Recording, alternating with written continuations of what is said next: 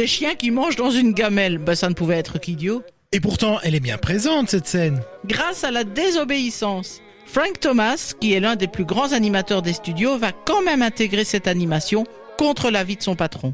Le pari était osé, mais Thomas avait l'intention de démontrer que ce serait à la fois tendre et amusant. Et sur le coup, il a bien fait.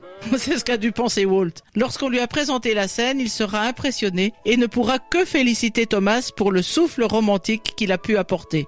Feu vert pour l'intégration de la scène au film. Et Walt, lui, en a tiré une leçon, celle que dans un travail de collaboration comme l'est l'animation, il fallait faire confiance les uns aux autres pour rendre possible l'impossible. Et que dire lorsque la musique vient compléter le tableau romantique? Une musique de qui d'ailleurs? Les auteurs et compositeurs de la plupart des chansons de La Belle et le Clochard sont Sonny Burke et Peggy Lee, qui d'ailleurs interprètent plusieurs rôles dans l'animation. Actrice et auteur de chansons, explique-moi ce mystère. Peggy Lee a de multiples talents. Par exemple, difficile de se douter en entendant Darling ou Peg, la petite chienne de la fourrière, qu'il s'agit de la célèbre interprète de Fever. Elle est effectivement une artiste aux multiples talents, douée pour la musique populaire, le jazz ou encore le cinéma. Et comment en était-elle arrivée à écrire pour un film d'animation? C'est Sonny Burke, à qui on a proposé l'écriture des chansons pour Lady and the Tramp, qui approche Peggy en 1952. Elle ne pouvait refuser cette demande à un ami. D'abord engagée comme compositrice, Walt lui demandera ensuite d'interpréter plusieurs personnages.